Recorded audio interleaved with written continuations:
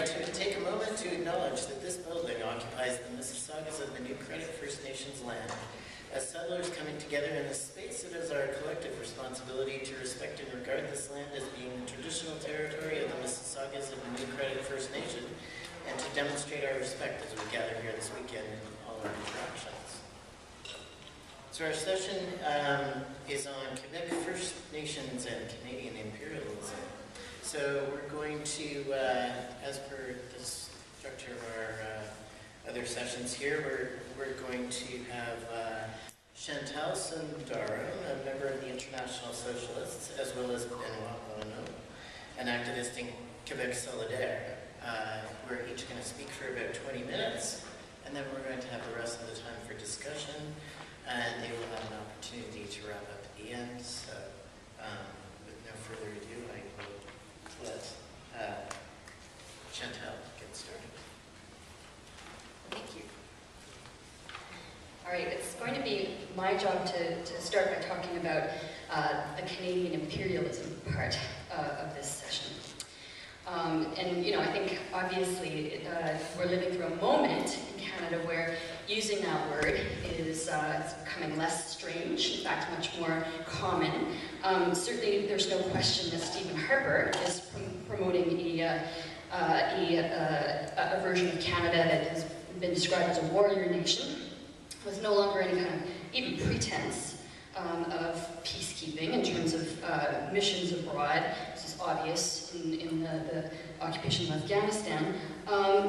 But also that the imperialist attitude projected by Harper and the Tories is not just about aggressive acts in the present, but also about a conscious glorification of Canada's military past.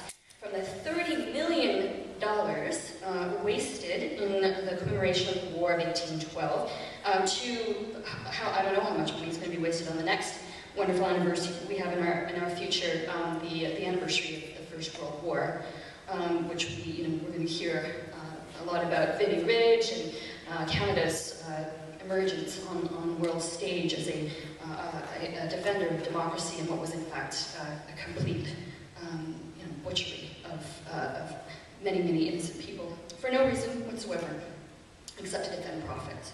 But I think what's interesting about this attempt to rewrite history is that in both 1812 and World War I, a young Canada was actually cutting its baby teeth in global imperialism by backing the biggest and most vicious imperialist power in the world at the time, which was Britain, in the case of the War of 1812, and of course the inter-imperialist conflict that World War I represented.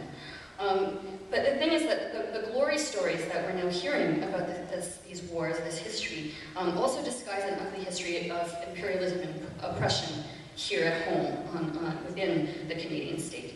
In 1812, different First Nations were pitted against each other on the US and British sides with the false promise of gain, or at least protection, that never materialized. There were some First Nations at the time who felt that they were faced with a more immediate threat from the expansion of US settlement, and chose to back Britain in the war simply as a lesser evil in the short term, only to lose land and power afterwards.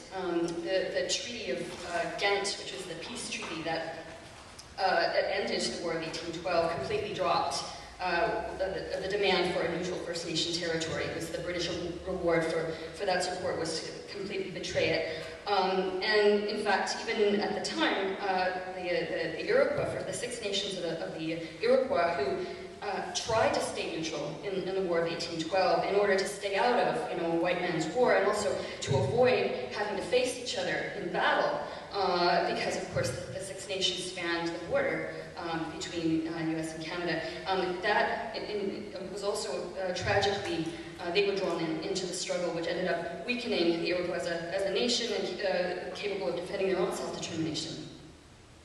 But also, while Harper cast 1812 as laying the foundation for Canadian Confederation in 1867, actually, it inspired something else before that. It inspired some rebellions that took place that we don't get to hear about quite as much in accounts of Canadian history. The Upper and Lower Canada rebellions of 1837 and 1838, when people who, had basically sacrificed, ordinary people had sacrificed in the War of 1812 and were not prepared afterwards to put up with the same old oppression and exploitation by the elites in British North America, especially Francophones in what was then called Lower Canada, now Quebec, and were inspired by the American Revolution in some of its most radical and Republican ideas. So that's 1812. The real history of World War I also is very interesting because, of course, we don't hear, when we hear the talk of Billy Ridge, we don't hear about the resistance, particularly by Francophone Quebecers, to being drawn into that, to being forced into conscription. There were literally hundreds of Quebecois who hid in the woods and were hunted down to be forced into the military, and thousands of ordinary people in Quebec demonstrated and burned down military recruitment stations, RCMP offices, while singing "O Canada," which at the time was not an anthem to celebrate the Canadian state. It was supposed to be about the Canadian people, and that was actually, that was the history of World War I that we want to actually make sure people don't forget. But of course, the hardcore Tories have an interest in rewriting that and making sure that there's no real understanding about why Quebec or First Nations would have a different view of that history. And of war in general, to this day, as we've seen the resistance to the war in Afghanistan and the possibility of Canada entering the war in Iraq was strongest and highest in Quebec. And so the Tories really are on a campaign about this. That's why I wanted to start by saying a few words about it, because they're also remaking the Museum of Civilization.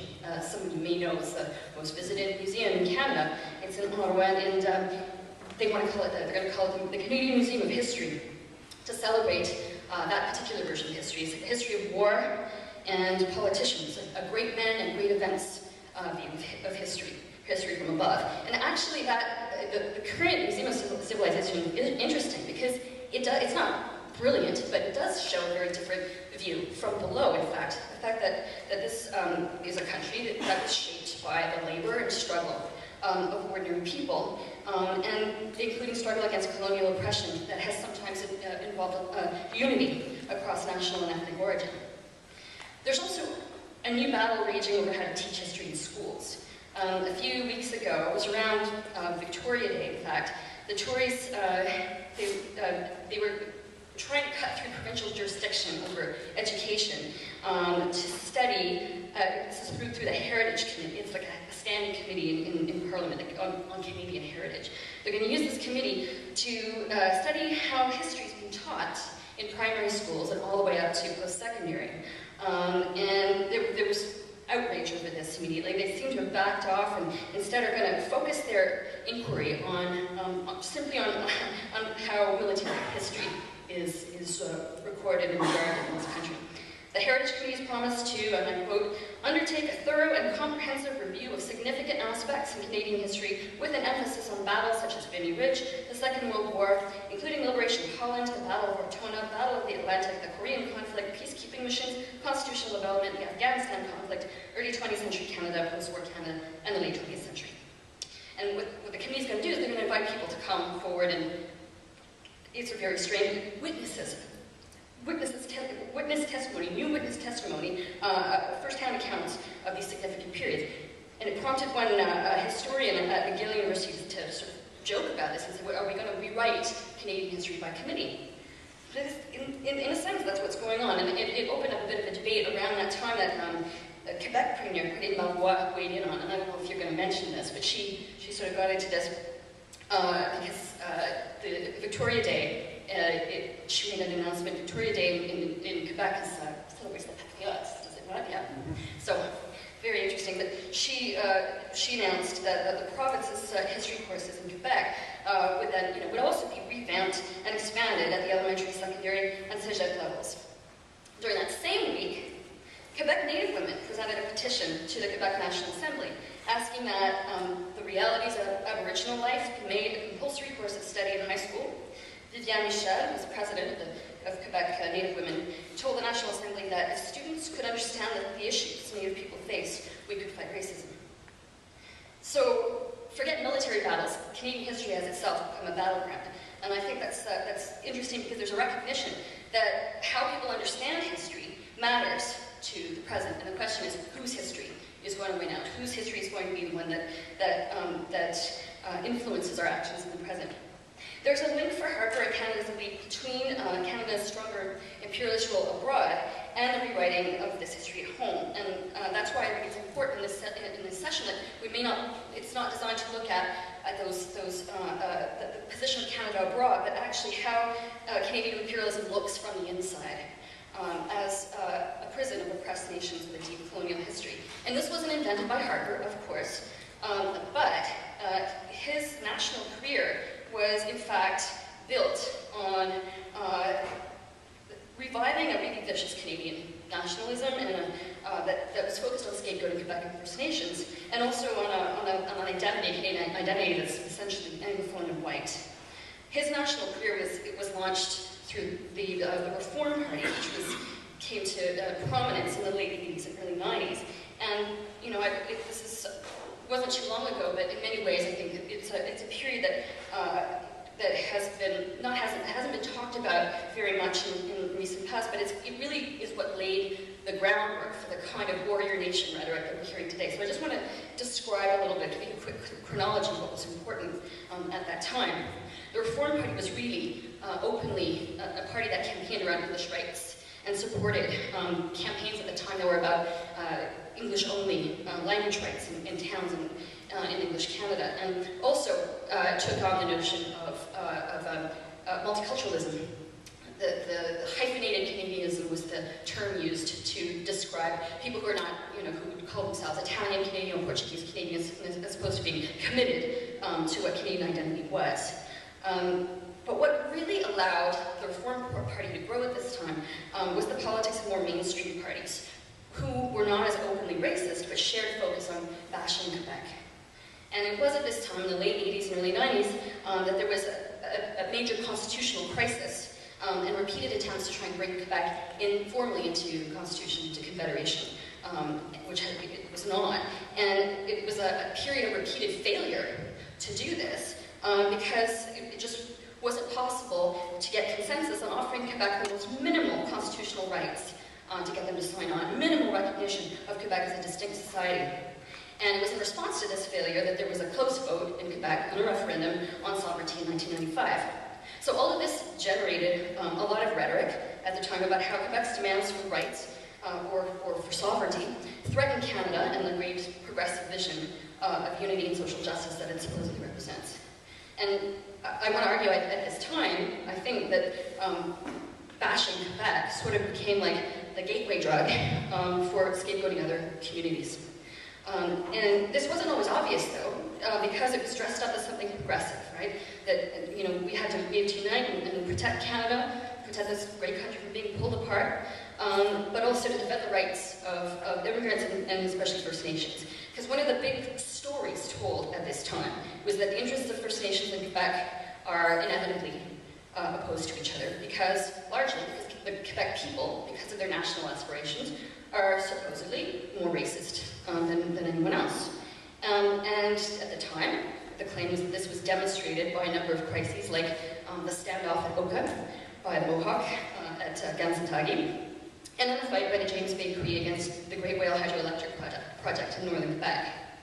But the thing is that these years were also years of great resistance by First Nations generally across the country from coast to coast. And that resistance was met with terrible repression by the federal government, provincial governments, and police repression everywhere, not just in Quebec. So quick chronology. 1987. Minimal recognition of Quebec as a distinct society, and the Meech Lake Constitutional Accord was defeated under the pretext of defending First Nations rights. It was defeated with the help of Elijah Harper, who was a First Nations spokesperson and Manitoba NDP MLA, but with the help of right-wing MLAs who had no commitment whatsoever to First Nation rights, but saw it as a useful cover at the time to oppose the distinct society recognition for Quebec. And in 1992, it became clearer that it was just a cover because there was another attempt to recognize Quebec as a distinct society in the Charlottetown Accord. And this was also defeated, even though it also recognized inherent Aboriginal land rights and was supported by the Assembly First Nations of the Inuit Tapirasat. Then we had the standoff at Oka, as I mentioned, and this was depicted as a conflict of the Quebec people against Mohawk rights, even though it was not, in fact, just even the Quebec police were involved in the standoff by the federal army. It was called in the Canadian Army.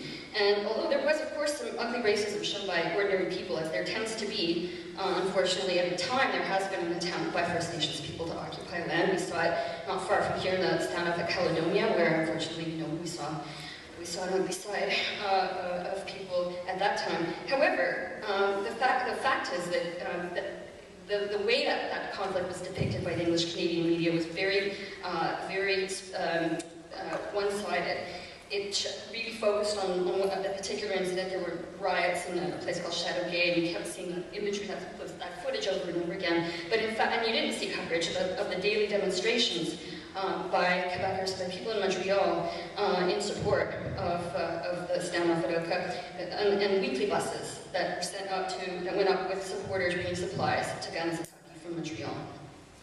And in the end, I think the most significant thing is that the majority of Mohawk leaders charged in that conflict, they were tried by a Quebecois jury and acquitted by a Quebecois jury on the grounds that Canadian law does not apply to Aboriginal peoples. I have not heard of such a, that sort of occurrence happening anywhere else in Canada. I think that's very significant. It shows really that the way that Quebec people were being portrayed at that time was deliberate and was not the whole story.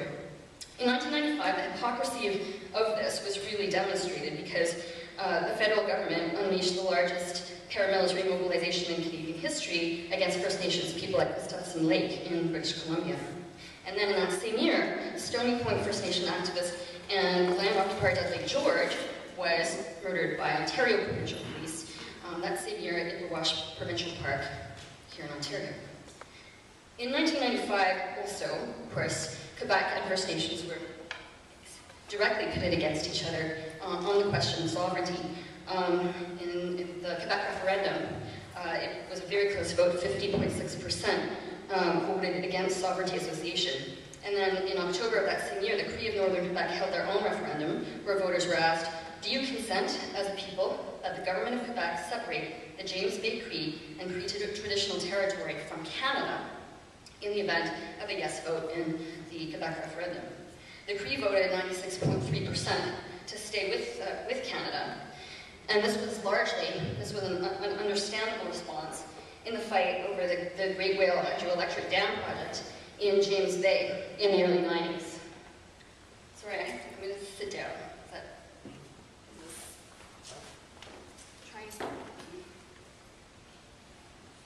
Hello? Okay, no, good. This was largely an understandable response to the fight against the Great Whale Hydroelectric Dam project in James Bay, which caused the Cree to view Canada as a lesser evil in that moment. But the point is that their legitimate demands for self-determination were pushed them into a false choice. And this was actively encouraged by the federal government.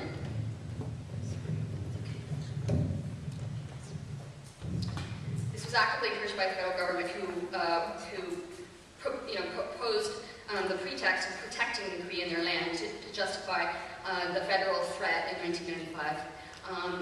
They actually threatened to partition Quebec in the event of separation, and used the Cree as a pretext around this, but it was also about trying to whip up support by Anglophone communities within Quebec. And the question is, why was this possible? Why was all of this possible at the time? I mean, it is, you look back on it now, in many ways, an obvious attempt by the federal government to scapegoat.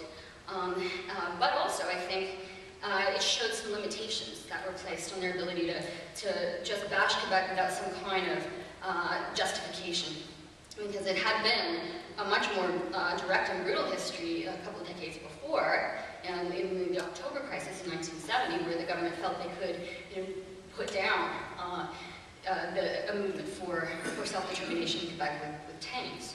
But by this time, it was more useful to be able to demonstrate, pretend to have some sort of concern, some sort of progressive concern for First Nations people in order to undermine Quebec's demands for self-determination. And I think also another factor at this time was the rising resistance of First Nations communities at the time that the federal government had to contend with. There's no question as well, though, of course, that inside Quebec, the Pax Québécois and Quebec Liberals and other right-wing forces have used the same divide-and-conquer tactics against First Nations to further their own goals, as provincial politicians do across the country.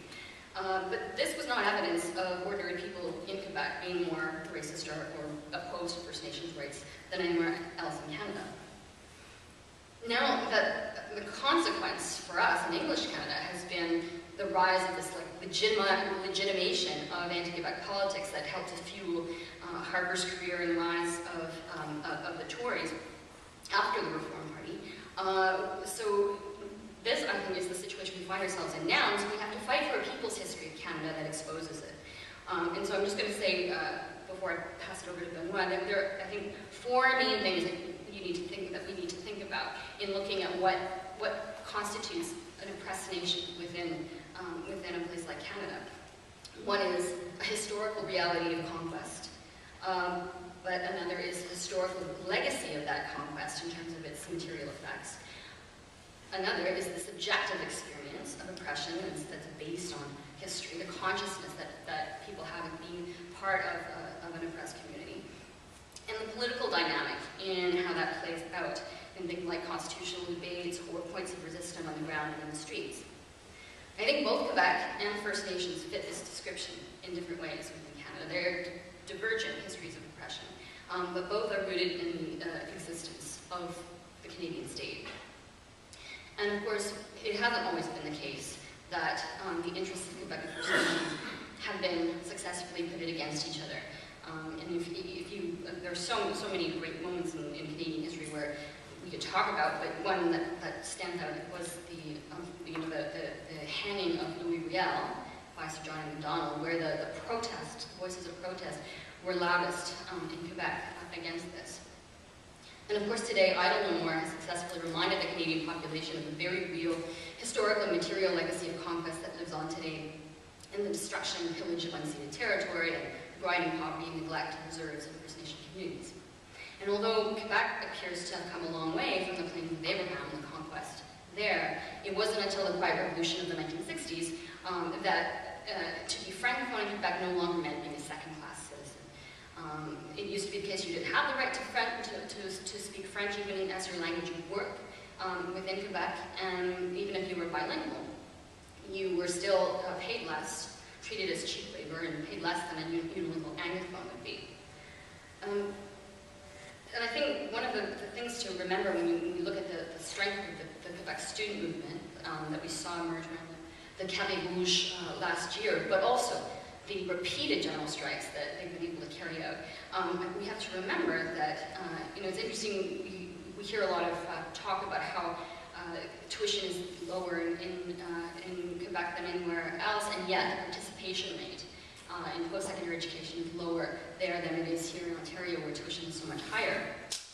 But the truth is, that is itself a legacy of oppression. The reason why there has been such strength in the student movement, I think, is explained in part because education is a recent and hard-won right to have that accessible post-secondary education in French. There was a very interesting moment during the Quebec Spring last year, and that's been mentioned in other sessions of this conference, and that was Earth Day in April of last year. At the height of the Quebec student strike, hundreds of thousands filled the streets of Montreal. And it wasn't just uniting students in the community and making the connection between tuition and the environment. That was happening for sure. But it also united Quebec people and a number of First Nations communities against the exploitation and selling off of northern resources to mining companies and others in what is known as the Plan Nord. And on that day, there were delegations, very visible ones, from the Cree, Mohawk, Montagnais, and other First Nations marching shoulder to shoulder with Quebec students, artists, and trade unions. Benoit's going to talk more about the internal dynamic in Quebec and the possibilities there, but I think this is really critical. There are a lot of openings today, and it will be critical for Quebec, people of Quebec and First Nations to refuse to be pitted against each other. But equally important is it will be for us in English Canada to refuse to buy into a version of history and of the present that pits oppressed nations against each other and glorifies the Canadian state with its bloody military past and bloody military present. So with that, I'm going to pass it over to them. About those issues, including this one.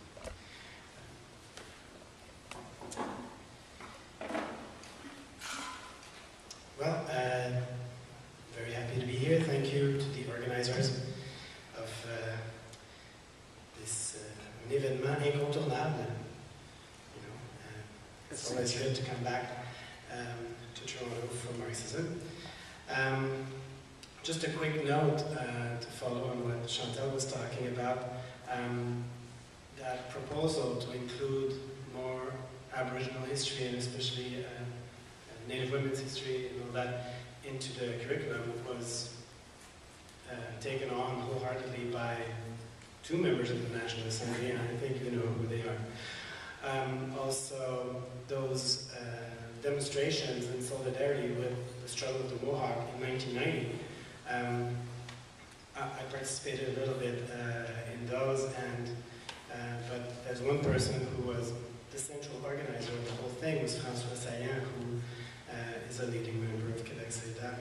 So just, I want to mention that from the get-go because my own presentation will focus on debates within Quebec, and so I'm going to leave the Aboriginal stuff to your ability to read between the lines because there are a lot of connections to be made. So just a little bit more on myself for those who don't know me.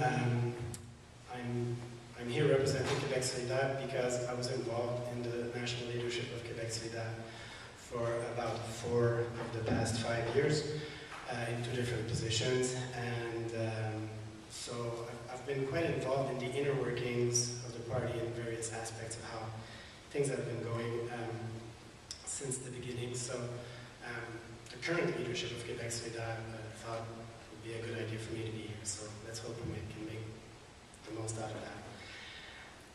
So let's start with Quebec.Ca.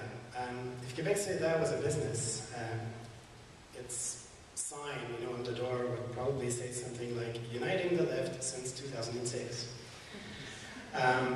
Basically, that's what the project of Quebec.Ca is. The heart of it is we want to bring the left together, bring people who are for social justice, for international solidarity, feminists, union activists, everybody who sees themselves as being on the left, you know, in the broad sense of that term.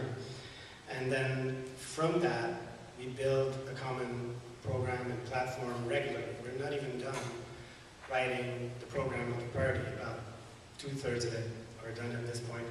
We're taking our time, but the basic idea is to bring these people together first and then hash out the details, because we have a general understanding of where we want to go. There are 15,000 members in Quebec.Ca at the moment, more or less, which is more than double the membership we had in a year and a half ago, so before the student strike. We have 2 members of the National Assembly, Françoise David and Amir Kadir, who are historically the 2 main spokespeople for the party until very recently. We had 6% in the last Quebec election, so that's just the stats. But really, what I want to focus on in my presentation is the struggle. What Quebec.Ca represents is the breakthrough in a very long struggle, 100 years long struggle, really, for the left, for the working class in Quebec to free itself from the domination of boss's parties, of capitalist parties. And it's when Amir Kadir was elected in December 2008, it was the first time somebody got elected to the National Assembly with that kind of background. It's been a long struggle, and especially over the past 40 years, it's been a fight against the Parti Québécois, who has been the party hegemonic over the union movement in particular, and to some extent other social movements. Now, this was to some extent understandable in the 70s, when the PQ had never been in power, and also in its first term in power because they did implement a number of significant reforms in their first few years of government. I won't get into the details of that, but one example is the anti-SCA law. I think everybody in Ontario that had an anti-SCA law who was involved in the union movement. So the Parti Québécois was actually saying we have a bias in favor of workers. They actually said that in the 1970s. But it hasn't been the case at all since the early 80s. Even the second part of René Lévesque's turn in power, the PQ was already turning against the union movement, against workers in a major way during the economic crisis of the early 80s, making workers pay for the crisis, and especially public sector workers. So because of that, I was against the PQ even before I got the right to vote. I'm very proud to have never voted for the PQ once in my life.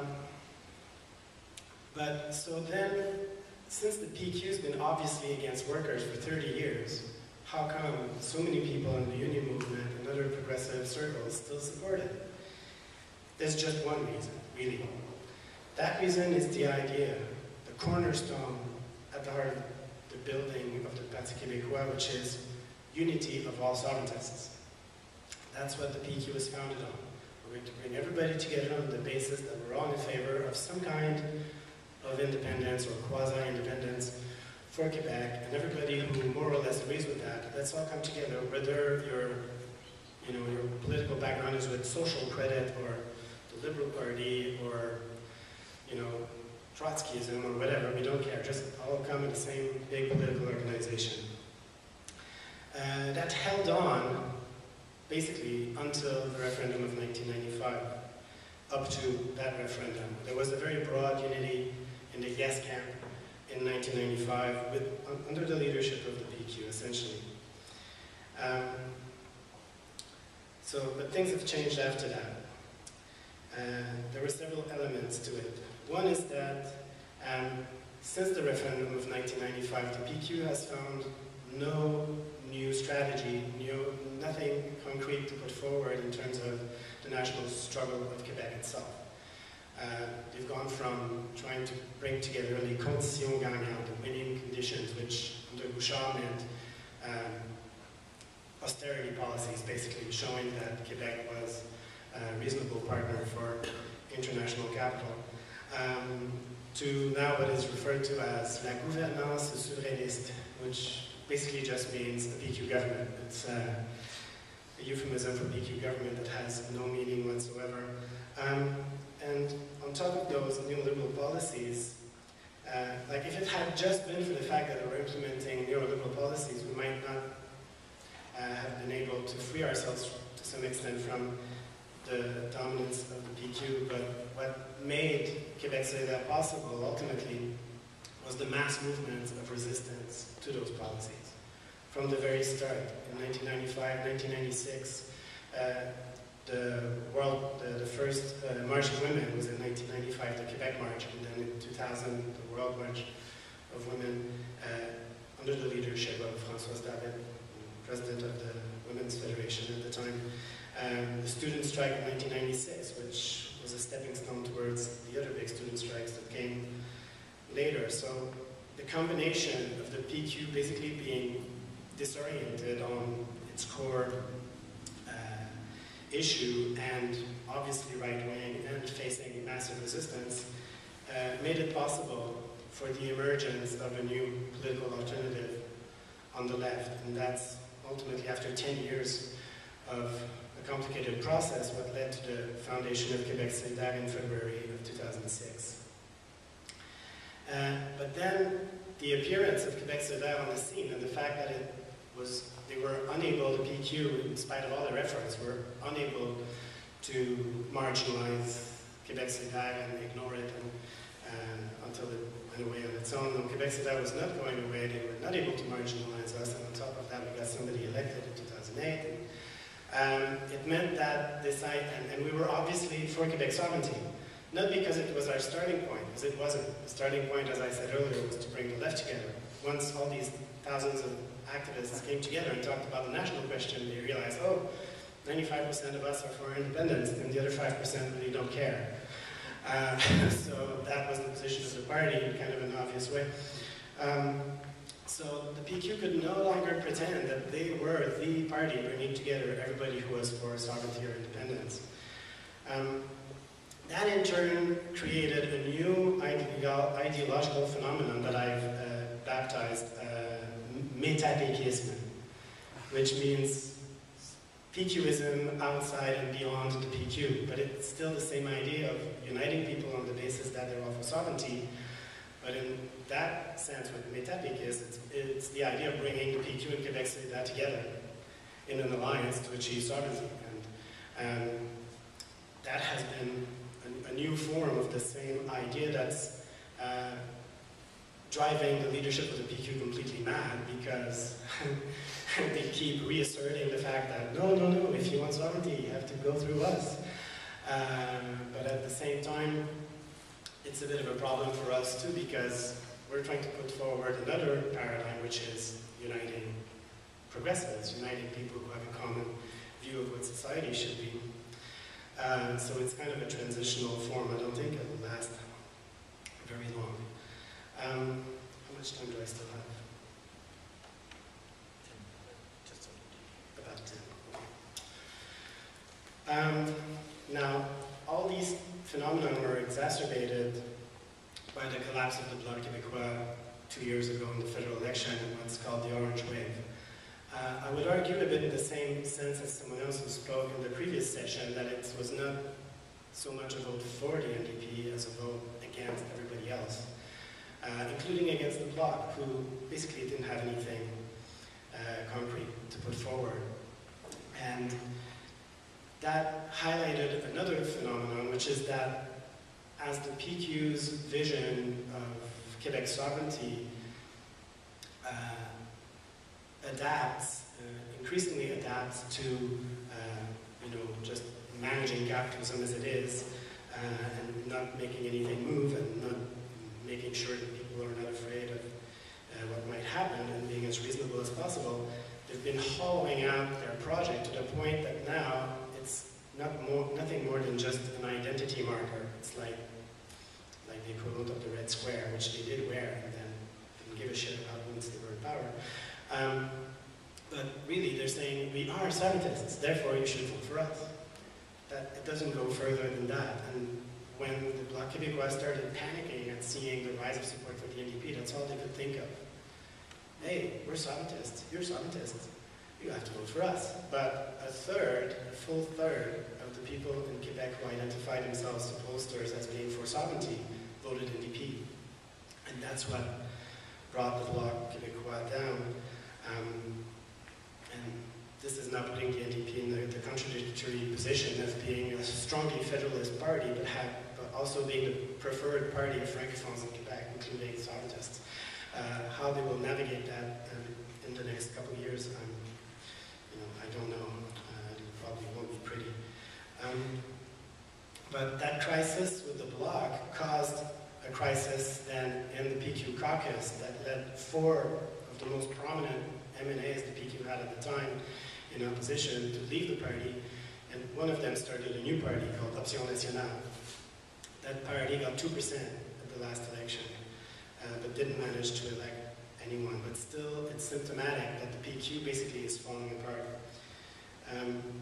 I would argue that the arc of the Parti Québécois tends towards disappearing. That's the long-term trend. They might completely go away in the near future because they don't have a social base anymore, except a very thin layer at the top of the union movement. Like, anybody further down in the union movement doesn't really care about the PQ. The bosses don't like the PQ because, although they do everything they can to reassure them, they still would prefer to have federalists in power. And most people either hate them or don't care about them. So fragile situation, which means that not only that explains that they got a minority government at the last election in spite of 9 years of the Sharia regime, but there's a good chance they will lose the next one. And so that would be the most short-lived PQ government so far, with maybe a total of 2 years or so. So, and why have they gone even further down in popular support since the election of last September? Well, it's because, I would argue, they govern on the left with behind them the strength of the Printemps Arabe and the student strike and all of that for a total of about 2 weeks. And during those 2 weeks, they canceled the tuition increase, they scrapped the worst parts of Bill 78. They also announced the shutting down of the only nuclear power plant that we have in Quebec, which is just sucking money more than it's producing electricity. And you know, a couple of little things like that the first couple of weeks. And since then, they've been basically backpedaling on every progressive promise they made during the campaign, one after the other. They completely, they're now just as subservient to big mining corporations and the oil and gas industry and big banks that the Shai government ever was. It's basically a continuation of the same policies. And that brings me to the notion of how can you call yourself sovereigntist if you don't believe that as a government you have any kind of authority to say no to international corporations or demand at least that they pay decent royalties, you know, on the resources that they're extracting. That shows again how empty their rhetoric is. They launched their own little campaign. The PQ as a party launched a little campaign for sovereignty, and their only two arguments are national pride, and we're going to save money by avoiding redundancies between federal and provincial departments. That's their two big arguments for sovereignty. It's like, okay, I'm going to, you know, start a new historical experience, you know, get out of colonialism after hundreds of years of, you know, a people basically that was never an independent country in its entire history, to save a bit of money and show how proud I am. That is not going very far, as you might guess. So I'll end with saying, talking about what the next challenges are for Quebec-Ca. The more I think about it in the past few months, the more I'm reaching the conclusion that uniting the left is just the beginning. Because if you only unite the left, it's a small minority. People who see themselves as having progressive politics that are articulate and clear and all that. The next step for us is to unite the people. Not unite sovereigntists, like PQ and also the meta-PQists are trying to do. And not just unite the left, but unite the people, unite the social movements, unite the struggles, and bring together what in France they call le peuple de gauche. There is a constituency in Quebec, a massive number of people who have progressive ideas and are still hesitating between supporting the PQ or Quebec-Ca or maybe Option Nationale or maybe not voting at all.